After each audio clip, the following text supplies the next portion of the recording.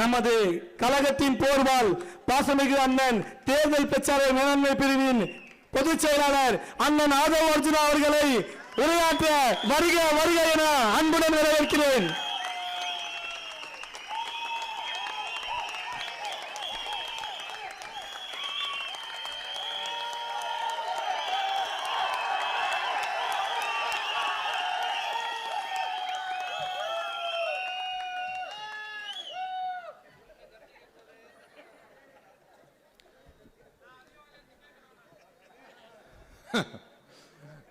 தெய்வத்தாலாகாத நீ முயற்சி தன் மெய்வருத்த கோழி தரும்.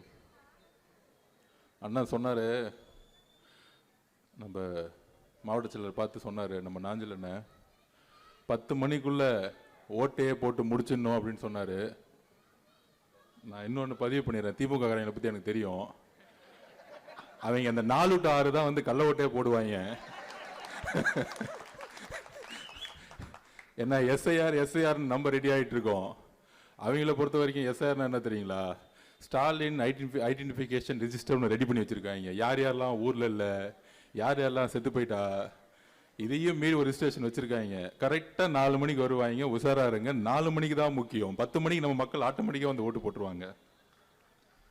தமிழக வெற்றி கழகத்தின் மாவட்ட செயலாளர் அண்ணன் சுராவேலு அவர்களே, கழக பரப்புரை செயலாளர் அண்ணன் நாஞ்சில் சம்பத் அவர்களே, கல்வியாளர் ஆர்கே நகர் தொகுதி தேர்தல் பொறுப்பாளர் திரு மரிய வில்சன் அவர்களே, எனக்கு முன்னாடி பேசிய திரு மகேஷ் அவர்களே, ராமகிருஷ்ணன் அவர்களே, கழக பகுதி செயலாளர் அவர்களே, வார்டு செயலாளர் அவர்களே, என்னுடைய சகோதர சகோதரிகளே, இந்த கட்சியுடைய முக்கிய கட்டமைப்பில் தூணா இருக்கக்கூடிய நம்மளுடைய அக்காக்கள், தங்கைகள், நண்பர்கள், நண்பிகள் எல்லோருக்கும் என்னுடைய வணக்கம்.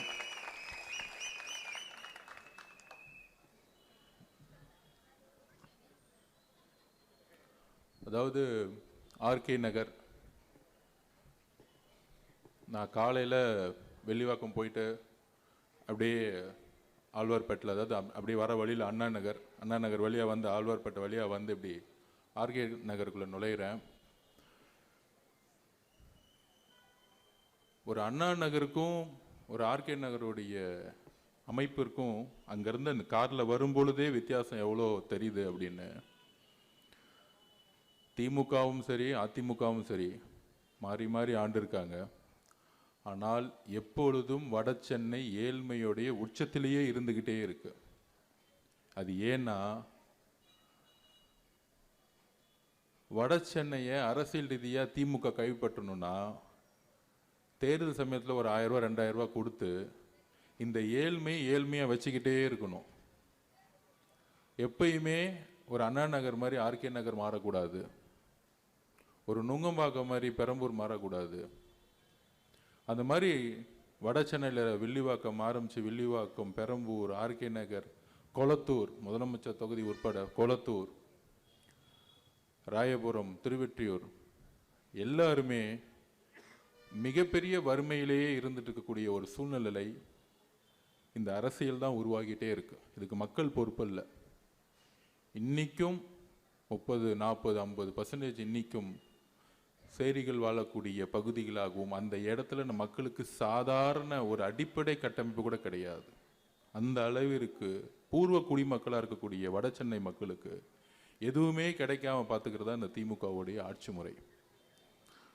பொதுவாக சொல்கிறாங்க, ஏன் திமுக மேலே இவ்வளோ கோவப்படுறீங்க, கடுமையாக பேசுகிறீங்க அப்படின்னு. நான் திமுகவில் வந்து வேலை பார்த்த சமயம் 2015 திமுக 40க்கு 40 தொகுதி தோத்த நேரம். அந்த நேரம் அதிமுக தான் வெற்றி பெற்று இருந்துச்சு. திமுக சோர்ந்து போயிருந்துச்சு. அந்த டைமத்தில் ஒரு சாதாரண ஒரு டீமில் போய் ஒர்க் பண்ண ஆரம்பித்து 21 வெற்றி பெற வரைக்கும் ஒரு முக்கியமான இடத்துல இருந்து, முக்கியமாக மாண்புமிகு முதலமைச்சர் கூட டெய்லியும் அவரை சந்தித்து அவருடைய பணியாற்றக்கூடிய தருணம் எனக்கு ஒரு எக்ஸ்பீரியன்ஸ் கிடச்சிச்சு. ஒரு பொலிட்டிக்கல் சயின்ஸ் ஸ்டூடெண்ட்டாக 15 வயசுலேருந்தே அரசியலுங்கிறது முக்கியங்கிறத உணர்ந்து படித்து வேலை பார்க்கக்கூடிய வாய்ப்பு திமுகவில் கிடைக்கும் பொழுது 2015 to 2021 திமுகவுடைய அந்த குடும்பமும் சரி, முதலமைச்சரும் சரி, அவர் கூட இருக்க மருமகளும் சரி, அவர் கூட இருக்கக்கூடிய மகனும் சரி, அவர் கூட இருக்கக்கூடிய எல்லோரும் சரி, ஒரு எதிர்க்கட்சியாக செயல்படும் போது மிகப்பெரிய போராட்டத்தை உருவாக்கிட்டே இருப்போம். மக்களுக்கு இது தப்பா, அது செய்யல, 8 வழிச்சாலையா போராடணும், நீட்டுக்காக போராடணும், சிஏக்காக போராடணும், எல்லாத்துக்கும் போராட்டம். நம்மளும் அவங்களோட சேர்ந்து நிறைய நின்று இருப்போம். அன்னைக்கு அம்மா இறந்த பிறகு, இபிஎஸ் வந்த பிறகு அந்த ஆட்சி மாற்றணும்னு எல்லாரும் போய் வேலை பார்த்தோம். எல்லாரும் உணர்வு ரீதியாக வேலை பார்த்தோம். ஆனால் 21 ஜெயிச்ச பிறகு எம்ஜிஆருக்கு இன்னெல்லாம் நிலைமை ஏற்பட்டுச்சு. கலைஞர் கூட இருந்து 71 ஜெயிச்ச பிறகு அவர் ட்ரெஷரராக இருந்தார், பணபலத்தை கொண்டு வந்தார், எல்லாமே கொண்டு வந்து ஜெயிச்ச பிறகு கருணாநிதி அவரை வெளியே அமைச்ச பிறகு சொன்னார், அவர் ஒரு துரோகின்னு எம்ஜிஆர் மேலே ஒரு சின்னதாக ஒரு பழியை சொல்லி கட்சி விட்டு வெளியே அமைச்சார். ஆனால் அப்படி வெளியே அமைச்சு 5 வருஷம் நண்பர்களே, நான் செங்கோட்டையனை பேசியிருக்கேன், நிறைய எம்ஜிஆர் ரசிகர்கள்ட்ட பேசியிருக்கேன். 72 அவர் கட்சி ஆரம்பித்து 77 ஆட்சி வர வரைக்கும் அந்த கட்சி தொண்டர்களையும் அந்த தலைவரையிலும் உண்டு இல்லைன்னு ஆக்குனாங்க. ரவுடிசத்தை வச்சு, காவல்துறை வச்சு அவ்வளோ உடைச்சாங்க. அதே மாதிரி 50 வருஷம் கழிச்சு நம்மளுடைய தலைவருக்கு அவ்வளோ பிரச்சனைகளை இந்த அரசு உருவாக்குது. ஏன் இந்த 50 வருஷத்தை வேற யாருக்கும் உருவாக்கல? அம்மா ஜெயலலிதாக்கு அப்புறம். ஏனால் எம்ஜிஆருக்கு அப்புறம், அம்மா ஜெயலலிதாக்கு அப்புறம் வேற உறுதியான தலைவரை தமிழகத்துல இன்னும் அந்த குடும்பம் பார்க்கல. அவ்வளவுதான். அதனாலதான் 6 டிஸ்ட்ரிக்ட் போய் முடிக்கிறதுக்குள்ளேயே கரூர்ல மிகப்பெரிய ஒரு பிரச்சனையை உருவாக்குனாங்க. அது மூலியமா 41 பேரை வந்து கொல்லப்பட்டாங்க. அதுக்கப்புறம் எஸ்ஓபி திருப்பி நான் பதிவு பண்றேன். எஸ்ஓபி போட்டு நம்ம தலைவர் முன்னாறு 38 டிஸ்ட்ரிக்ட் போயிட்டு வந்திருக்கணும். அதையெல்லாம் முடக்கி நிப்பாட்டினாங்க. இந்த எஸ்ஓபி வெளியே வரக்கூடாது. அவர் வெளியே வந்தால் 1 லட்சம் பேர் வந்தால் போலீஸ் பாதுகாப்பு கொடுக்க மாட்டோம். போலீஸ் பாதுகாப்பு கொடுக்கலன்னா மக்களுக்கு எதாவது ஆகட்டும். மக்களுக்கு எதாவது ஆன பிறகு அந்த கொலைப்பழியை நம்ம தலைவர் விஜய் அவர்கள் மேலே போடட்டும். இதுதான் அவங்களுடைய பிரச்சாரம் கடந்த 6 மாசமா. வேற எந்த பிரச்சாரமும் அவங்களுக்கு எடுபடலை. தனிப்பட்ட பிரச்சாரங்கள் எதுவுமே எடுபடலை. அப்ப ஏன் முடக்கிறாங்க? ஏன்னா அவங்களுக்கு தெரியும், ஒவ்வொரு மாவட்டத்திலையும் ஒவ்வொரு சர்வே எடுக்கும் பொழுது நம்மளுடைய வளர்ச்சி எவ்வளோ, தலைவர் ஒவ்வொரு ஊருக்கு போயிட்டு வர்றதுக்குள்ள எவ்வளோ பெரிய வளர்ச்சின்னு அவங்களுக்கு தெரியும். அப்போ அந்த கடுமையான போலீஸை வச்சு, காவல்துறையை வச்சு எந்த அளவிற்கு எந்த அமைச்சர்கள் நம்மளை பற்றி பேச மாட்டாங்க. முதலமைச்சர் பேச மாட்டார், துணை முதலமைச்சர் பேரை சொல்ல மாட்டார். இதுதான் அரசியல், மிகப்பெரிய அரசியல். ஏன்னா அவங்க கிட்ட கட்சி இல்லை, அவங்க கிட்ட கவர்மெண்ட் முன்னாடி இருக்கு. அந்த கவர்மெண்ட் இருக்கக்கூடிய அதிகாரிகள், கலெக்டர், ஐஏஎஸ், ஐபிஎஸ் எல்லாரும் அவங்களுக்காக பணியை செஞ்சு அவங்களுக்கு வந்து நமக்கு ஒரு லா, அவங்களுக்கு ஒரு லா, அப்படி கொண்டு வந்து ஒரு கட்டமைப்பை உருவாக்கி நம்மளை எல்லாம் ஓரம் தள்ளினாங்க. எந்த பிரச்சாரம் செய்ய முடியாதுன்னு. ஆனா அதெல்லாம் மீறி மீறி எங்கெல்லாம் பிரச்சாரம் செஞ்சோமோ அங்க மக்களுடைய ஆதரவு, உண்மையா சொல்றேன், எம்ஜிஆர் அவர்களுக்கு மிகப்பெரிய ஆதரவு வந்துச்சு. நான் திருப்பி சொல்றேன், யூடியூப்ல போய் திருவாரூர்ல போய் பாருங்க. ஒட்டுமொத்த திருவாரூர்ல தஞ்சாவூர் பெல்ட்டே அங்கதான் இருந்துச்சு திருவாரூர்ல. அதை பார்த்தே அவங்க பயந்துட்டாங்க. சோ உடனே அந்த கரூருடைய இன்சிடென்ட்க்கு அப்புறம் நீங்க பார்த்திருப்பீங்க, ரீசெண்டா நம்ம மேல வந்து அதிமுக இவங்க எல்லாம் விமர்சனம் பண்ணிட்டு இருப்பாங்க. இப்ப ரீசெண்டா இந்த ஒரு வாரமா இன்னைக்கு என்ன நாள் சொல்லுங்க? இன்னைக்கு என்ன நாள்? இன்னைக்கு ரம்ஜான். நம்மளுடைய சகோதர சகோதரிகள் நோன்பு இருந்து நேற்று முடிச்சு, தலைவர் 2 நாளுக்கு முன்னாடி நோன்பு இருந்து ஈவினிங் முடிச்சு நம்ம கொண்டாடணும். அப்ப அவர் பேசும்போது ஒரு முக்கியமான ஒரு விஷயம் பதிவு பண்ணார். 15 நாளா தலைவரை சுத்தி, கட்சியை சுத்தி, தமிழக வெற்றி கழகம் பிஜேபி கூட போயிடுவாங்க, பேசுறாங்க. அவர் டெல்லி போயிட்டா சிபிஐ வந்து அவர் வந்து அழுத்தம் கொடுக்குது. இந்த கட்டமைப்பை திமுகவும் அதிமுகவும் பிஜேபியும் 3 பேரும் சேர்ந்து இந்த பிரச்சாரத்தை உருவாக்கிட்டே இருக்காங்க. நம்ம அண்ணன் எல்லாத்துக்கும் பதில் சொல்லவே மாட்டார். ஏன்னா யாரு மிரட்டுறாங்களோ ஒண்ணு புரிஞ்சுக்குவாங்க, யாரு மிரட்டுறாங்களோ அவங்க தான் பயப்படுறாங்கன்னு அர்த்தம். யாரு அமைதியா இருக்காங்களோ அவன் தைரியமா இருக்கான்னு அர்த்தம். யாரு அடிக்கடி வெளியே வந்து டெய்லி காலையில மத்தியானம் நைட்டு ஃபுல்லா பேசிட்டு இருக்காங்களோ அவனுக்கு தான் அரசியலே தெரியலன்னு அர்த்தம். என்னைக்கு மக்களுடைய தேவைக்கு வந்து என்னுடைய கொள்கையில உறுதியா இருக்குன்னு சொன்னார் பாத்தீங்களா, கரெக்டா ரம்ஜான் அன்னைக்கு சொன்னார். நண்பர்களே, தோழர்களே, கரெக்டா இந்த முஸ்லீமுடைய ஒரு அந்த குலாவை போட்டுட்டு சொன்னாரு, மத சார்பற்ற சமூக நீதியில் நாங்கள் எப்பொழுதும் உறுதியாக இருப்போம். இந்த மெசேஜ் யாருக்கு தெரியுமா? திமுகவுக்கு ஃபர்ஸ்ட். ஏன்னா திமுக சொல்லவே சொல்லாது. ஆல்ரெடி பிஜேபி கூட 99 சேர்ந்து குஜராத் கலவரம் போது சொல்றாங்க, அன்னைக்கு இருந்த கலைஞர் கருணாநிதி, ஏன் அப்ப ஸ்டாலின் சார் அரசியல தானே இருந்தாரு, 50 வருஷமா நான் அரசியல் இருக்கேன், 50 வருஷமா அரசியல் இருக்கேன், 50 வருஷமா அரசியல் இருக்குன்னு சொல்றாருல்ல. அவங்க அப்பா கிட்ட கேக்குறாங்க, குஜராத் கலவரம் பத்தி நீங்க சொல்லுங்க. அவர் சொல்றாரு, அது உள்நாட்டு பிரச்சனைன்னு சொல்ற மாதிரி உள் மாநில பிரச்சனை அப்படின்னு அந்த கலவரத்தை பத்தி பேசவே இல்லை. ஏன்னா அமைச்சர்களா இருக்கிறாங்க, இதுல பிஜேபி தலைமையிலான அமைச்சர்களா இருக்கிறாங்க. அப்ப நம்ம ஸ்டாலின் சார் தான் இன்னைக்கு மத சார்பற்ற தலைவராச்சே, அப்படியே எந்திரிச்சு வந்து, அப்பா நீ சொல்றத தப்புப்பா, என்னப்பா தப்பு தப்பா பேசுறீங்க, நம்ம அப்படிலாம் சொல்லக்கூடாது, இதை கடுமையாக எழுத்து நிக்கணும். குஜராத் கலவரத்தை வச்சு ஏன் நம்ம கடுமையாக எழுத்து நிக்க மாட்டேங்கிறோம்? சொல்றல மீசாக்கு எதிராக சரி, அவர் எடுத்து போறான்னு தெரியல, மீசாக்கு எதிராக நான் போராடினேன், ஜெயிலுக்கு போனேன். ஆனா அதுல இருக்க பொய்ய பாருங்க, இந்த உண்மையை உடைக்கணும், நீங்களாம் சொல்லணும். இந்த யாராச்சும் டிவி டிபேட் போனீங்கன்னு வச்சுக்கோங்க, கலைஞர் அம்மா இந்திரா காந்தி அம்மாக்கு எதிர கடுமையாக போராடினார், போராடி கழக தோழர்கள் எல்லாம் அடிச்சுக்கிட்டாங்க, எல்லாம் ஜெயில தள்ளினாங்க, தன்னுடைய மகன் இன்னொரு கொடுத்திருப்பாரு, அவர் அடிப்பட்டாரு, சிறை சென்றாரு. அப்படி சிறை சென்றவர், அடிப்பட்டு சிறை சென்ற மகனும் ஒட்டுமொத்த கழக தோழர்களும் வாழ்நாள் முழுவதும் ஏத்து நின்று இருக்கணும்ல. அடுத்த தேர்தலில் ஒண்ணு சேர்ந்துட்டாங்க. அடுத்த தேர்தலில் திமுக யாரு கூட ஒண்ணு சேர்ந்தாங்க? அதே இந்திரா காந்தி அம்மா கூட சேர்ந்துக்கிட்டாங்க. ஏன்? ஒரே நோட்டீஸ் தான், ஊழல் கேஸ போட்டுருவேன், ஒழுங்கா சேர்ந்து சொன்னா சேர்ந்துட்டாங்க. இதுதான் திமுக. இந்த மிசாவை பத்தி பேசினாங்கன்னா இன்னுமேட்டு அது என்னங்க அடுத்த இப்ப உங்களே என் பையனை அடிச்சுட்டாங்க, அட்லீஸ்ட் ஒரு 10 வருஷம் என் பையனை அடிச்சுட்டியாடான்னு ஒண்ணு இருக்குல்ல, அடிச்சவங்க கூடவே சேர்ந்துட்டு இன்னைக்கு வரைக்கும் மிசா கதையை பேசிக்கிட்டு இருக்காங்க. அது என்ன அரசியல் இன்னைக்கு வரைக்கும் புரியல நமக்கு. இதுதான் சுயநல அரசியல், மக்களை ஏமாத்துற அரசியல், கொள்கையற்ற அரசியல். பணத்துக்காக அதிகாரம் கிடைச்சா எவன் கூட வேணா சேர்ந்துக்குவான் திமுக காரன். இதுதான் பிரச்சனை. அதே மாதிரி இன்னைக்கு உண்மையிலே பிஜேபி கூட சேர்ந்துக்கிட்டு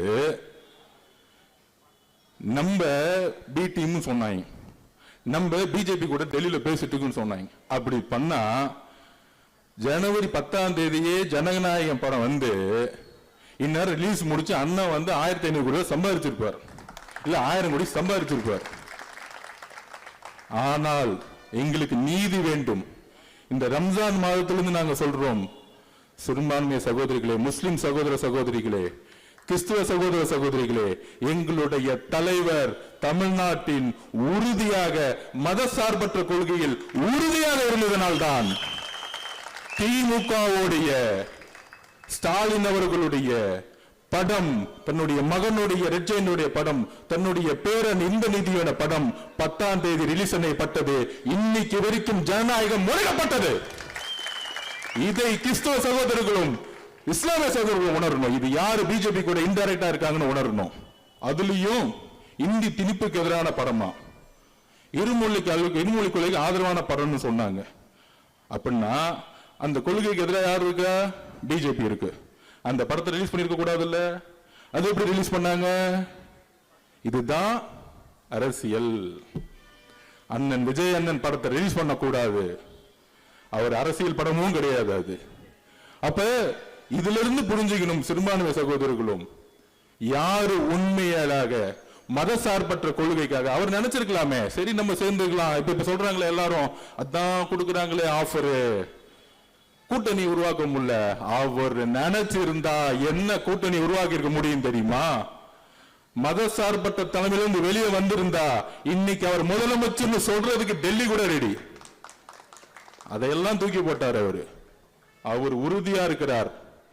நான் என்னுடைய கொள்கையில் உறுதியா இருக்கிறேன். ஏனென்றால் முதல் நாளே சொன்னாரு, பெரியார் அவர்கள் கொள்கையும் அம்பேத்கர் அவர்கள் கொள்கையும் உருவாக்கிய பொழுது அவர் சொன்னது சும்மா போட்டோக்காக கிடையாது, இன்றைக்கு நாங்கள் உறுதியாக சொல்றோம், தமிழக வெற்றி கழகத்தின் ஆபீஸ்ல தான் பெரியார் சிலையும் இருக்கு, அம்பேத்கர் சிலையும் ஒன்றாக இருக்கிறது. இது அறிவாளத்துல கிடையாதுப்பா. நான் ஓப்பனா சொல்றேன், டிக்ளேர் பண்றேன். சேலஞ்ச் இருந்தா சொல்லுங்க. ஸ்டாலின் சார் சொல்லட்டும், முதலமைச்சர் சார் சொல்லட்டும். உங்க அறிவாளத்துல அம்பேத்கர் சிலை இருக்கா? உங்க அறிவாளத்துல பெரியார் சிலை இருக்கா? கிடையாது. அப்ப யார் கொள்கையில் அதிகமா இருக்கிறா? இப்ப கூட ரீசெண்டா நான் வந்து ஆர்ப்பாட்டத்துல பேசினேன். அன்னைக்கு நான் கோவப்பட்டேன், அதை டைவர்ட் பண்ணிட்டாங்க. அப்ப கூட ஆரம்பத்துல என்ன சொன்னேன், 12 வயசு குழந்தை கழிப்பறைக்கு போகும்போது கழிப்பறை இல்லாம கற்பழிக்கப்பட்டு தூக்கி போட்டிருக்காங்க. ஒரு முதலமைச்சர் பேசல, ஒரு அமைச்சர் பேசல, ஒரு எம்எல்ஏ பேசல. அப்ப அவர் மேல இருக்க ஒரு விமர்சனத்தை மக்கள் நினைக்கிறத அந்த அம்மா என்கிட்ட பேசின உணர்வை நான் சொல்றேன். ஆனா இன்னைக்கு வரையும் பதில் கிடையாது. கொள்கை தெரியுமா நம்மளை பார்த்து கேட்டார் துணை முதலமைச்சர் உதயநிதி அவர்கள். நான் சொன்னேன், வாங்க உங்க சன் டிவிலே உட்காருவோம், கலைஞர் டிவிலே உட்காருவோம், நீங்கள் நானும் உட்காருவோம். நீங்க 4 கொஸ்டின் கேளு, நான் 4 கொஸ்டின் கேட்கிறேன். என்ன ஏதோ ஒரு கொஸ்டின்ல எனக்கு எதுவுமே தெரியாத மாதிரி ஒரு கொஸ்டின் கேட்டு நான் அமைதியாயிட்டேன், அரசியல் விட்டு போயிடுறேன்னு சேலஞ்ச் விட்டேன். ஆனா இன்னைக்கு வரைக்கும் பதில் கிடையாது. தெரியாது. நேர ஸ்டாலின் சார் டாக்ஸ் 30% கமிஷன் அடிச்சு அண்ணா சொன்னாரு பாருங்க, ஒருத்தர் ரோடு போடுவாரு, ஒருத்தர் குழி நோண்டுவாரு, இன்னொருத்தர் ரோடு போடுவாரு, குழி நோண்டுவாரு. அது எதுக்குன்னா 30% கமிஷனுக்கு. ரோடு போட்ட மாதிரி இருக்கணும், குழி நோண்ட மாதிரி இருக்கணும். இப்படிதான் அக்கா மேயர் பெரியாக்காவும் சரி, இங்க இருக்க அமைச்சர்களும் சரி, நோண்டாங்க போட்டாங்க, நோண்டாங்க போட்டாங்க. கடைசியில பார்த்தா 4500 கூட போட்டு போயிட்டாங்க அவங்க பாட்டிக்கு. ஊழலை தவிர எதுவுமே யோசிக்கிறதே கிடையாது இவங்க. எதுவுமே ஐடியா இல்ல. ஊழல் பண்ணும், கமிஷன் அடிக்கணும், கரப்ஷன் பண்ணும், கடைசியில் ஓட்டு இன்னைக்கு வந்து 2000 ரூபாய் கொடுத்து மக்கள் ஓட்டு போட்டுருவாங்க. அப்ப அந்த அளவிற்கு 2000 ரூபாய் கொடுத்தா ஓட்டு போட்டுருவாங்க. அந்த 2000 ரூபாய் கொடுக்கக்கூடிய அமைச்சர் தான் பெரிய தேர்தல் தெரிஞ்சவர்னு ஒரு மனநிலை உருவாக்கி இருக்க பாத்தீங்களா? அப்பெல்லாம் ஒண்ணுமே கிடையாது. நான் 21 இவங்களோட எல்லாம் ஒர்க் பண்ணிட்டு வந்தேன். ஒருத்தனுக்கு ஒண்ணுமே தெரியாது. திருப்பியும் சொல்றேன், நம்பாதீங்க. அவரு வேலு, அவரு நேரு, அவர் செந்தில் பாலாஜி. நான் உதாரணமே சொல்றேன். அவர் அண்ணன் அரசியல் விட்டு போயிட்டாரு. நம்ம அழகிரி என்ன இருக்காரு பாருங்க, அதுக்கு மேல ஒரு ஃபார்முலா கிடையாது. திரும்பலாம் ஃபார்முலா ஓட்டு போட்டு கரெக்டா சொல்லுவார். 1,97,000 ஓட்டுல 1,95,000 ஓட்டு திமுக கிடைச்சிரும் சொன்னார். ஒரு நேரத்தில் கரெக்டா கொடுத்துருப்பாரு. கடைசியில் என்னாச்சு? அவர் அரசியலும் இல்லை, மக்கள் அவரை நிராகரிச்சிட்டாங்க. இந்த மாதிரி காசு மட்டுமே நம்பி பெரிய தேர்தல் தெரிஞ்சவங்கன்னு ஒரு பிம்பத்தை உருவாக்குறாங்கல்ல, கிடையவே கிடையாது. ஒரு சாமானியன் ஒரு பண்ணையாரை எதிர்த்து 67லையும் 77லையும் மாற்றத்தை உருவாக்கி சாமானியன் ஜெயிச்சாங்க. அந்த அரசியல் தான் இந்த 26ல நடக்க போகுது. அதை நம்ம நம்புவோம், அதை உறுதியா நம்புங்க. இந்த பணபலம், கூட்டணி அதெல்லாம் ஒண்ணுமே கிடையாது. நம்ம மதசார்பற்ற கொள்கையில இருக்குன்னு சொன்னவொடனே கூட்டணிக்கு நம்ம அதிமுக போலன்னு சொன்னோடனே 2 நாளுக்கு முன்னாடி அதிமுக பிரச்சாரம் ஆரம்பிச்சுட்டாங்க. அது என்ன ஷூட்டிங் வந்து அவர் வந்து கரூர்ல பண்ணாரு. எவ்வளவு கொடூரமான கேவலமான மனநிலை இருந்தா இப்படி ஒரு பிரச்சாரத்தை உருவாக்குவாங்க அதிமுகவும் பிஜேபியும்? சொல்லுங்க. அவங்க தான் கரூருக்கு வந்தாங்க. அங்க இருக்கிற இபிஎஸ் பொதுச்செயலாளர் தான் சொன்னாங்க இது திமுக தான் காரணம்னு. பிஜேபி குழுவே வந்து சொன்னாங்க இது அவங்க தான் காரணம்னு.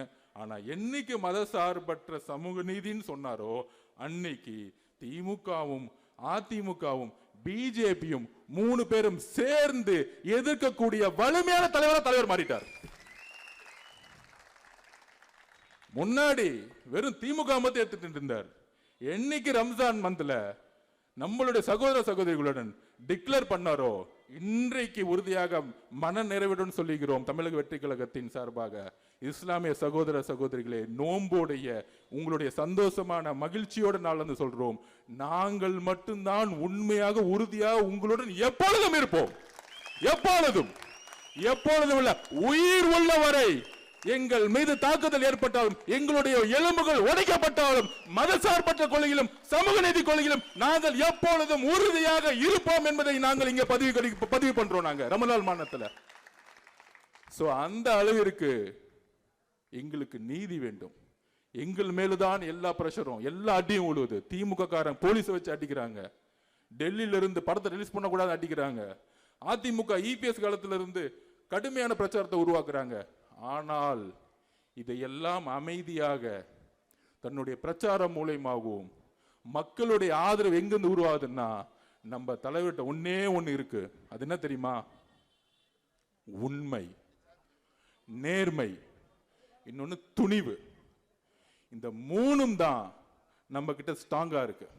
ஸோ அதை நாம் நம்புவோம். போதும் இது இது யார் எந்த கட்சிக்கிட்டையும் கிடையாது. நான் திருப்பி சொல்றேன், எந்த கட்சிக்கிட்டையும் கிடையாது. அதனால இந்த ஒரு போலியான பிரச்சாரத்தை உருவாக்குவாங்க. என்ன பிரச்சாரம்? இப்ப சொன்னாங்களே பாருங்க, கரூர்ல அவர் ஷூட்டிங் நடத்தினாரா? நான் ஷூட்டிங் போனேன், மகாபலிபுரம் பக்கத்துல ஒரு 150 ஏக்கர்ல பண்ணிட்டு இருந்தாங்க. அவர் கிளம்பி வாங்கன்னு சொன்னா 10 நிமிஷத்துல 50,000 பேர் வந்து நிப்பாங்க. 10 நிமிஷத்துல 50,000 பேர் நிப்பாங்களா? நிப்பாங்க மாட்டாங்களா? அப்ப கரூர்ல பிரச்சாரம் போன்ற இடத்துல ஷூட்டிங் எடுத்தான்னு ஒரு பொய்யான தகவலை பரப்பி நம்மளுடைய உறவுகளை இழந்து 41 உலகங்கள் இருந்து இன்றைக்கும் வருத்தத்தில் இருக்கும். அவங்களை அசிங்கப்படுத்தக்கூடிய செயலை இந்த அரசியல் செஞ்சுக்கிட்டு இருக்கு. அதை நாங்கள் தூக்கி எறிவோம். மக்களே தூக்கி எறிவாங்க. அதை யார் உருவாக்குனதுன்னு தெரியும். அதுக்கு தான் போயிட்டு வந்தார் செந்தில் பாலாஜி என்கொயரிக்கு. உண்மைகள் தெரியும். நாளைக்கு ஒரு நாள் எல்லா உண்மைகளும் தெரியும். கரெக்டான நீதிமன்றமும் கரெக்டான ஒரு ஆபீசரும் வருவாங்க, வராமலாம் இருக்க மாட்டாங்க. உண்மை எப்பொழுதும் ஜெயிக்கும். அதை நாங்க நம்புறோம். எப்பயுமே நாங்கள் உண்மையை பக்கம் நிக்கிறோம். அந்த உண்மை எப்பொழுதும் ஜெயிக்கும். அண்ணாக்கு அப்புறம் கலைஞர் உருவானார். அது எம்ஜிஆரும் கூட இருந்தார். கலைஞர் தவறு செய்யும் பொழுது, கலைஞர் குடும்ப ஆட்சி ஏற்படும் பொழுது, கலைஞர் ஊழல் செய்யும் பொழுது, கலைஞர் கொடுமையான ஆட்சி செய்யும் பொழுது, கலைஞர் ஜனநாயகத்துக்கு எதிரான ஆட்சி செய்யும் பொழுது எம்ஜிஆர் உருவானார். எம்ஜிஆர் ஜெயிக்க முடியுமான்னு கேட்கும் பொழுது, காலமும் நேரமும் இயற்கையும் மக்கள் ஒரு தலைவனை உருவாக்குவார்கள். ஆனா அவர்கிட்ட உண்மை இருக்கணும். அப்படிதான் எம்ஜிஆர் உருவாக்குனாங்க. உடனே எம்ஜிஆர் போயிட்டாரு. எம்ஜிஆர் போயினோடனே உங்களுக்கு எல்லாம் தெரியும், ஐயோ அவ்வளவுதான், அதிமுக முடிஞ்சிச்சு, தமிழ்நாட்டில் இனிமேட்டு இந்த குடும்பம் மட்டும்தான், கலைஞர் தான் எல்லாம் அப்படின்னு வீர் நட போட்டாங்க எல்லாரும். அந்த அம்மா கடுமையா உடல் மொழியிலையும் அசிங்கசியமா பேசினாங்க. நீங்களாம் பார்த்துருப்பீங்க, பெண்களுக்கு தெரியும். அசிங்கசியமா இவன் கூட இருந்தாங்க, அவங்க கூட இருந்தாங்க, உருவம் எப்படி சேலையை பிடிச்சி இழுத்தாங்க, அடிச்சாங்க, சட்டத்தை போனா. ஆனால் மக்கள் ஒரு வலுவான தலைவரை உருவாக்குனாங்க இந்த குடும்பத்துக்கு எதிராக. அதுதான் அம்மா. அந்த அம்மா தான் ஆர்கே நகர்ல நின்று வெற்றி பெற்றாங்க. அந்த அம்மாவை ஜெயிக்க வச்ச மண் இது. அதான் சொன்னேன் இந்த மண்ணுன்னு. அப்புறம் அந்த அம்மா இறந்துட்டாங்க. இறந்த பிறகு ஐயா இபிஎஸ் அவர்கள் வந்தாரு. கடந்த எல்லா தேர்தலையும் தோல்வி. ஏன் தோல்வி? மக்களால் உருவாக்கப்பட்ட தலைவர் அவர் கிடையாது. மக்களால் தேர்ந்தெடுக்கப்பட்ட தலைவர் அவர் கிடையாது. அம்மா சசிகலா அம்மா அவர் அப்பாயின்மெண்ட் பண்ணாங்க. கடைசியில் சசிகலா அம்மா யாருன்னே தெரியாதுன்னு சொல்லிட்டாரு. அப்புறம் எப்படி மக்கள் நம்புவாங்க? அப்ப மக்கள் நிராகரிச்சுட்டாங்க. அந்த ரெட்டையிலன்னு சிம்பிளுக்காக இன்னைக்கு ஒரு 17-18% ஓட்டு இருக்கு. அவ்வளவுதான் இன்னைக்கு அதிமுக. நம்ம லேட்டஸ்டா எடுத்த சர்வேல திமுகவோட நம்ம 2% அதிகமா இருக்கும் இன்னைக்கு. இதுதான் உண்மை. அதான் பயம் அவங்களுக்கு. அதிமுக 3வது இடத்துக்கு போயிருச்சு. அதனாலதான் விமர்சனம் தலைவர் விஜய் மேல பயங்கரமா. யாரு? 3 பேர் ஒன்று சேர்ந்துட்டாங்க. திமுக, அதிமுக, பிஜேபி. இப்ப 3 பேரும் ஒன்று சேர்ந்து ஒருத்தர் எதுக்குறாங்க. அந்த 3 பேர் யாரு தெரியுங்களா? அந்த 3 பேர் கூட எத்தனை கூட்டணி இருக்கு? இது தமிழக வரலாற்றிலே நடந்ததில்லை. ஐயா எம்ஜிஆர் அவர்கள் கூட கம்யூனிஸ்ட் இருந்தாங்க. டெல்லி கூட நீ சப்போர்ட் பண்ணுச்சு இன்டைரக்டா. ஆனால் இன்னைக்கு ஒரு ஆள், ஒரு கட்சி, ஒரு சாமானிய கட்சி, இளைஞர்கள் ஒட்டுமொத்தமா நிக்கிறாங்க. யார் எதிர்த்து? திமுக கூட 26 கட்சி கூட்டணி. ஸ்டாலின் சார் பதறார். நேற்று ஏதோ ஒரு அம்மா திடீர்னு வந்து நம்ம கட்சிக்கு வந்து திட்டிட்டு போச்சு. பார்த்தா திடீர்னு அந்த அம்மாவை கூப்பிட்டு பக்கத்துல நிக்க வச்சு சால்வை போட்டுட்டு இருக்காரு. எவ்வளவு பயம் பாருங்க ஸ்டாலின் சாருக்கு. யார் யாரெல்லாம் திட்டுறாங்களோ முதலமைச்சரை பர்சனலா பாக்குறாரு நம்ம தலைவரை. அப்ப அவருக்கு எவ்வளவு பயம். ஒரு பயம் இருந்தா இந்த மாதிரி எல்லாம் செய்வாங்களா? ஒரு முதலமைச்சர் ஸ்டேஜ்ல இருக்காங்க, ஒரு யூடியூப்ல பேசுறவங்களை கூட்டிட்டு போய் ஒரு சால்வையா போட்டு வாங்க வாங்க வாங்க வாங்க வாங்க விஜய் சாரை திட்டிட்டீங்களா? அப்போ திமுக நீங்க திமுக இடத்த இப்ப திமுக சேரணும்னா ஒன்னே ஒண்ணுதான். நம்ம அண்ணன் விஜய் அண்ணன் நீங்க திட்டுனீங்கன்னா ஒரு 10 லட்ச ரூபாய் கொடுத்து வாங்கன்னு சால்வை போட்டு கூட்டிட்டு போயிடுவாங்க.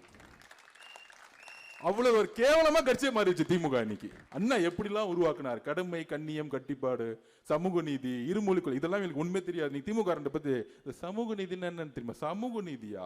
சமூக நீதிலாம் தெரியாது. கான்ட்ராக்டர், கமிஷன், உனக்கு எவ்வளவு வரும் எனக்கு எவ்வளவு சொல்லுன்னு சொல்லிட்டு போயிட்டே இருப்பான். இதை தவிர ஒண்ணுமே தெரியாது. நம்ம சம்பத்தன்ன பேசுற மொழியில இன்னும் புரியவே புரியாது அவங்களுக்கு. நம்மளை பார்த்து கொள்கைக்கிறான். நான் கொள்கை இல்லைன்னா வாங்க உங்க பையன் முதல்ல உங்களுடைய உதயநிதி அனுப்புங்க, கலைஞர் டிவிக்கே நான் வரேன், ஒண்ணுமே பிரச்சனை இல்லை, லைவ் வைங்க போதும், நான் பேசுவோம், 2 பேரும் உட்காந்து பேசுவோம். வரமாட்டாரு. அவருக்கு சா மூ கான்னு சொல்றதுக்குள்ள ஒன்றும் புரியாது, அவருக்கு என்னன்னே தெரியாது. அவரு கூட இருந்திருக்கோம்ல, தெரியும். பாம்பின் கால் பாம்பறியும், நம்ம பாம்பு இல்ல, ஆனா இந்த கூட இருக்கும்போது தெரியும் நீங்க என்ன பண்ணுவாங்கன்னு. அப்ப இன்னைக்கு இருக்க என்ன சூழ்நிலையில இருக்கிறோம், நம்மளை பார்த்த உடனே நம்மளை வந்து மைண்ட் எல்லாம் இது பண்றாங்களாம். அது என்ன திமுக 26 கட்சிப்பா, என்னப்பா தனியா வந்து திமுக. அதுக்கு தான் நான் அன்னைக்கே சொன்னேன், அந்த பிகிலு படத்துல ராயப்பன் கேரக்டர்ல அப்படி போகும்போது அண்ணா தனியா வந்து மாட்டிக்கிட்டாருண்ணே தொக்கா அப்படின்னு. தனியா வர்றதே உங்களை போட்டு அடிக்கிறதுக்கு தான்டா. அதே சீன் தான் வர 26 தேர்தல். நீ 26 பக்கம் பேர் ஒன்னா நில்லு. அந்த 26 கட்சி கூட்டணி எப்படி நம்ம சொல்லணும்ல இன்னைக்கு. அதுல நம்ம யாருமே வந்து குறைச்சு சொல்ல. அதுல இன்னைக்கு 26 கட்சி கூட்டணி எப்படி இருக்குன்னு பாத்துக்குவாங்க. திராவிட இயக்கத்தின் தமிழ் தேசியத்தின் போர்வால் அண்ணன் வைகோ அவர்கள் 4 சீட்டு. திமுக எந்த அளவிற்கு தலைவர்களை அசிங்கப்படுத்தி ஏமாத்தி துரோகம் பண்றான்னு பாருங்க.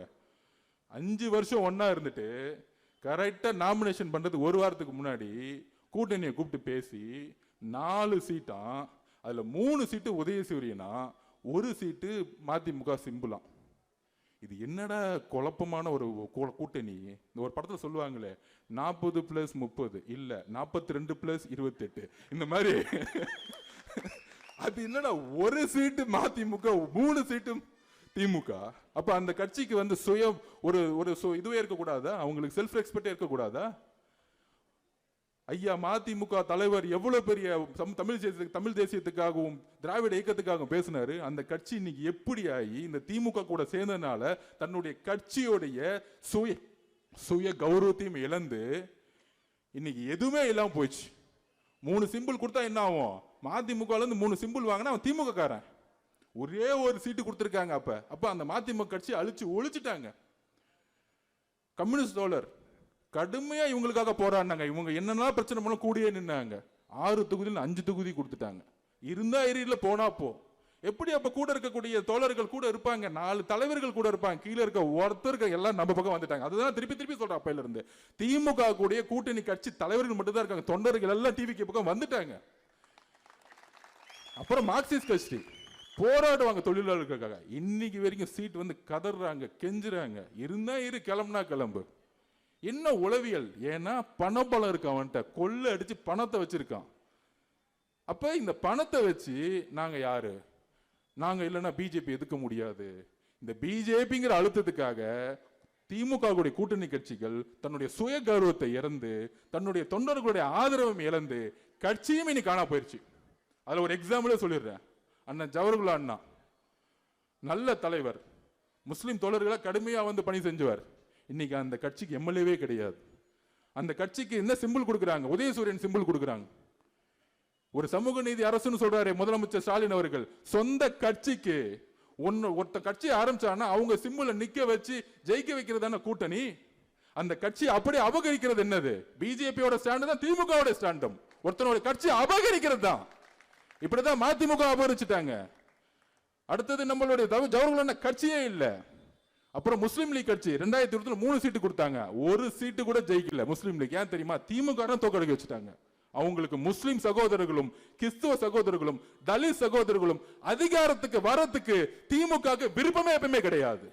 சும்மா பேரு மட்டும் சமூக நீதி சொல்லுவாங்க, ஆனா அவங்க அதிகாரத்தை உருவாக்க மாட்டாங்க. அண்ணல் அம்பேத்கர் என்ன சொன்னாரு? அதிகாரத்தை அடைவதுதான் சமூக நீதிக்கான அடித்தளம். எல்லோரும் சமத்துவத்தை உருவாக்கணும்னா அதிகாரத்தை அடையணும் ஒரு கட்சி. அப்ப நான் அப்பையில இருந்து பதிவு பண்ணிட்டே இருந்தேன், உருக்கமா நான் இன்னைக்கும் பதிவு பண்றேன். அண்ணன் திருமாண்ணன் அவர் மேல எங்களுக்கு அன்பு இருக்கு, மரியாதை இருக்கு. நான் அப்பயே சொன்னேன், இவங்க எல்லாம் ஏமாத்துவாங்க, இவங்க நம்பாதீங்கன்னு. இப்படி சொன்னதுக்காக என்ன கட்சி விட்டு தூக்குனாங்க, அதை விட்டுருங்க, அது பிரச்சனை இல்லை. அப்ப திமுக வந்து இல்ல நம்ம பிஜேபி எதுக்காக எப்பயுமே முதலமைச்சர் ஸ்டாலின் ஒண்ணு சொல்லுவாரு, நம்மெல்லாம் வந்து சீட்டு கூட்டணி கிடையாது, நம்மெல்லாம் வந்து ஒரு கொள்கைக்கான கூட்டணி. ஏன் கொள்கைக்கான கூட்டணின்னா கூட இருக்க உங்களுக்கு சீட்டு கொடுக்க கூடாதா? இன்னைக்கு காலையில பதிவு பண்றாரு அண்ணன் திருமாவண்ணன், எவ்வளவு வலியோட பதிவு பண்ணுவாரு.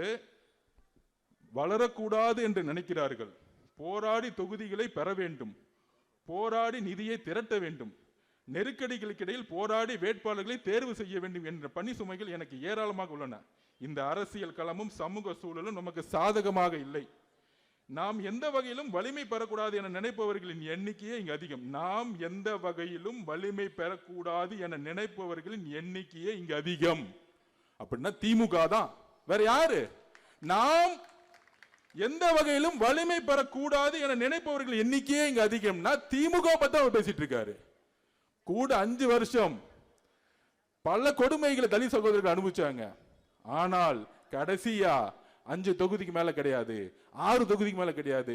இருந்தா இருங்க, இல்லனா போங்க. நாம் வளர வேண்டும் என்ற வாழ்த்தவோ ஊக்கப்படுத்துவோ இங்கு யாரும் இல்லை என்பதை யதார்த்தமான உண்மை. எவ்வளவு மன வலிமையோட அண்ணன் திருமாவளவன் இதை பேசியிருப்பாரு. இதை எவ்வளவு அவர் கண்ணுல இருந்து கண்ணீர் மட்டும் தான் வரல. உங்களுக்காக வேங்கை பச்சலுக்காக கடுமையான விமர்சனங்களுக்கு உள்ளாக்கப்பட்டவர். கிட்டத்தட்ட 200 தலித் சகோதரர்களுக்கு பல கொடுமைகள் நடந்திருக்கும். ஒவ்வொரு மாவட்டத்திலும் கொடியேற்ற உடம்புல எல்லாத்துக்கும் உங்களோட நின்னாரு. ஒரு நண்பனா, ஒரு சகோதரமா. இன்னைக்கு திமுக கூட ஸ்டாலின் சார் நிற்பாரு. ஆனா ஒரு எம்எல்ஏ சீட்டு வரும் பொழுது தலித் சகோதரர்கள் எத்தனை கோடி பேர் இருக்காங்க? 25% இருக்காங்க. அதுல தாதி திராவிடர்கள் 95 லட்சம் பேர் இருக்காங்க. அதோடைய ஒரு முகமா வளர்ந்து வந்தவர் அண்ணன் திருமாவண்ணன். ஆனா அவருக்கு 6 சீட்டு கொடுத்து இருந்தா இரு, இல்ல போனா போ. இதுதான் நான் சொல்றேன், இதுதான் அட்ராசிட்டி, இதுதான் பண்ணையாத்தனம். திமுகங்கிறது பண்ணையாத்தனத்துல இருந்து மாறவே இல்லை. ஸ்டாலின் அண்ணா வந்தாருன்னா மாறுவார் நினைச்சோம், மாறல. 2011 அவங்க அப்பா கலைஞர் 10 தொகுதி விசிகே கொடுத்தாங்க. இன்னைக்கு 5 தொகுதிக்கு மேல கொடுக்க கூடாது, 6 தொகுதிக்கு மேல கொடுக்க கூடாதுன்னு சொல்றாங்கன்னா இவங்களுடைய பிரச்சனை என்னன்னு தெரிஞ்சா பண்ணையார்த்தனம். அவர் சொன்ன வார்த்தைகள் திருப்பி திருப்பி பதிவு பண்றேன். நாம் எந்த வகையிலும் வலிமை பெறக்கூடாது என நினைப்பவர்கள் எண்ணிக்கையே இங்க அதிகம். அதுதான் திமுக. இதுதான் நான் அன்னைக்கு படிச்சு சொன்னேன். இவங்க ஏமாத்துவாங்க, கூட இருந்தே கொள்வா. எப்படிதான் வைகோ வந்து எப்படி அந்த கட்சியை முடிச்சாங்களோ, நாளைக்கு விசிகேவை முடிக்கிறதுக்கு அவங்க ரெடி ஆயிட்டாங்க. இந்த எலெக்ஷன் முடிஞ்சா முடிக்கிறதுக்கு அவங்க திமுக தான் எல்லாம் செய்வாங்க. தமிழக வெற்றி கழகம் எதிரி கிடையாது, ஆதவர்ஜனா எதிரி கிடையாது. அண்ணா உங்கள் மீது எப்பொழுதும் நான் அனுபவிச்சிருக்கேன். இது அரசியலா பேசல. உங்களுடைய வழி என்னுடைய வழி, உங்களுடைய வழி இந்த மக்களுக்கான வழி நாங்க பாக்குறோம். கூட்டணி தொடர்ந்து அரசியலுக்கு அப்பாற்பட்டு நான் பேசிட்டு இருக்கேன். ஒரு தவறு நடந்தால் நாங்கள் பெரியாருடைய வழித்தொண்டர்கள். எங்கு ஆதிக்கம் இருக்கோ அங்கு எங்கள் தலைவர் எதிர்த்து நிற்பார். எங்கு ஆதிக்கம் இருக்கோ அங்கு நானும் எதிர்த்து நிற்பேன். அது எந்த அதிகாரம் இருந்தாலும் எங்களுக்கு இந்த பயம் கிடையாது, எந்த பயமும் கிடையாது. அப்ப திமுக கூடிய ஒவ்வொரு கட்சியும் இன்னைக்கு முடக்கி, அம்மா பிரேமலதா அக்கா வந்தாங்க, தேசிய முற்போக்கு கூட்டணி நல்ல கட்சி. ஆனால் பிஜேபியோட இத்தனை நாள் வந்தாங்களாம், கூடயே இருந்துட்டு அதிமுக கூட இருந்துட்டு வந்தவங்க. அவங்களுக்கு 34 ஒரு எம்எல்ஏ கொண்ட ஒரு ராஜ்யசபா சீட்டு, அதிகமான தொகுதிகள் சைன் போட்டு முன்னாடியே முடிச்சிட்டாங்க. ஆனா இவங்களுக்காக கம்யூனிஸ்ட் தோழர்களும், இவங்களுக்காக ஜவஹர்லால் அண்ணனும், நம்மளுடைய திருமாவண்ணனும் எல்லோரும் இருந்து திமுகவுடைய எல்லா ஊழல்களுக்கும் எல்லா தவறுகளுக்கும் கூட இருந்து நாங்க தான் ஒரு ஜனநாயக ரீதியா பிஜேபி வரக்கூடாது, நாங்க நிக்கிறோம் திமுக கூட சொன்னவர்கள்லாம் கடைசியில் 5 சீட்டு 6 சீட்டு இருந்தா இருங்க, போனா போன சொல்லக்கூடிய பண்ணையார்த்தனம். இன்னைக்கு தலித் மக்கள் ஒட்டுமொத்தமா திமுக தான் திரும்பி இருக்காங்க. இதுதான் உண்மை. அண்ணன் திருமாவளவனுடைய கண்ணு இருக்கு. ஸ்டாலின் அவர்கள் வரக்கூடிய எலெக்ஷன்ல ஆட்டோமேட்டிக்கா முடிவு பண்ணிடுவாங்க மக்கள். அதனால இந்த கூட்டணி பொருந்தாத கூட்டணி. அங்க இருக்க கூட்டணியில் இருக்கவங்களே அவங்க கட்சியை அபகரிக்கிறாங்கன்னு எல்லா தொண்டர்களும் பேச ஆரம்பிச்சிட்டாங்க. சொந்த சிம்பிள்ல நிக்க கூட கூடாது சொல்லக்கூடிய பண்ணையாத்தனம் இருக்குல்ல, இதுதான் திமுகவுடைய வீழ்ச்சிக்கான அறிகுறி. அப்ப பொருந்தாத 26 கட்சி தலைவர்கள் ஒண்ணு சேர்ந்து தொண்டர்கள்லாம் டிவிக்கு பக்கம் வந்த பிறகு இங்க யார் வலிமையான தலைவர்? நம்ம தான் வலிமையான தலைவர். நம்பர் 1. நம்பர் 2, அதிமுக கூட்டணி பத்தி 5 நிமிஷத்துல பேசி முடிச்சிடுறேன். நம்ம ஏன் தனியா போனோம்? மத சார்பற்ற குறிக்கோள நம்ம ஏன் ஒன்னா நிக்கணும்னா, தமிழ்நாட்டில் முஸ்லிம்ஸ், கிறிஸ்டின் சகோதரர்கள், தலித் சகோதரர்கள் எல்லோரும் நம் மீது 70% நம்ம பக்கம் திரும்பி நம்மோட நம்பிக்கையா நிக்கிறாங்க. எல்லா கம்யூனிட்டில இருக்கக்கூடிய பிசி, ஓபிசி இருக்கக்கூடிய ஏழை மக்கள், தொழிலாளர்கள் நம்ம பக்கம் நிக்கிறாங்க. அவரோட ஒரே நம்பிக்கை எப்பொழுதும் மத சார்பற்ற கூட்டணியை நீங்கள் தலைவர் உருவாக்குவாருங்கிறதுல தான் தலைவருக்கு இவ்வளவு பெரிய வளர்ச்சி இருக்கு. அந்த அடிப்படை கொள்கையை அவர் என்னைக்குமே உடைக்க மாட்டார். அதனால தான் தனியாக நாங்கள் நிற்போம் உறுதியை கொடுத்தார். அப்புறம் அதிமுக கூட்டணி 10 கட்சி இருக்கு. அந்த கட்சி எதுவுமே பொருந்தாத கூட்டணி. ஏதாவது நம்பர் வேணும்னா அம்மா ஜெயலலிதா சிங்கம் மாதிரி இருந்தாங்க. ஒரு கூட்டணி பேச்சுவார்த்தை இங்க போயஸ்கார்ல முடியும். ஆனா எதுக்கு எடுத்தாலும் டெல்லியில போய் உங்களுக்கு என்ன எனக்கு என்னன்னு சொல்லக்கூடிய ஒரு தோல்வியான தலைவர். ஆனால் அதிமுக கூடிய எல்லா தொண்டர்களும் டிவிக்கு பக்கம் எப்பயோ போயிட்டோம். அதனால நம்ம அதிமுக விமர்சனம் பண்றதே கிடையாது. எம்ஜிஆர் அவர்கள் உருவாக்கக்கூடிய அம்மா ஜெயலலிதா அம்மா உருவாக்கிய உண்மையான தொண்டர்கள் நம்ம கிட்ட இருக்காங்க. அதனாலதான் இன்னைக்கு நம்ம 35% மேல கிராஸ் பண்ணி வெற்றி பெற இடத்துக்கு போயிட்டோம். அதனால தோழர்களே நம்புங்கள். இன்றைக்கு ரம்ஜானுடைய நாள் என்று சொல்றேன். அடுத்த ரம்ஜான் நம்மளுடைய தலைவர் முதலமைச்சரா சென்ட் ஜார்ஜ் கோட்டையில் உட்கார்ந்துட்டு இருப்பார். அன்றைக்கு என்ன வாக்குறுதி கொடுத்தார்னா மதசார்பற்ற சமூக நீதிக்கான அரசை உருவாக்கும் சொன்னாரு. அதோடைய முதல் சைன் தான் சென்ட் ஜார்ஜ் கோட்டையில் இருக்கும் பதிவு செய்து ஆர்கே நகர்ல நம்மளுடைய மரிய வில்சன் சார் தொகுதி பொறுப்பாளராக போட்டிருக்கும். ஒரு பெரிய கல்லூரி நடத்தவர். ஆனா ஏழ்மையான குடும்பத்திலிருந்து வந்தவர். மிகப்பெரிய ஏழ்மையான குடும்பத்தில் வந்தவர். நான் உட்பட மிகப்பெரிய ஏழ்மையான குடும்பத்திலிருந்து வந்தோம். அதனாலதான் எல்லாத்தையும் விட்டு நாங்க ரோட்டுக்கு வந்து நின்றுட்டு இருக்கோம். மக்களோட மக்களா நிக்கணும்னு. எப்பொழுதும் சமதர்மம் நினைக்கக்கூடியவர் அவரு. நம்ம சூறாவளி எல்லாரும் சேர்ந்து இந்த ஆர்கே நகர் தொகுதி வெற்றி பெற்று 140 தொகுதியை தமிழக வெற்றி கழகத்துக்கு மட்டுமே ஜெயிக்குங்கிறத ஒரு உறுதியை கொடுத்து இது ஆர்கே நகர்ல இருந்து ஆரம்பிங்கிற சொல்லி விடைபெறுகிறேன். நன்றி, வணக்கம்.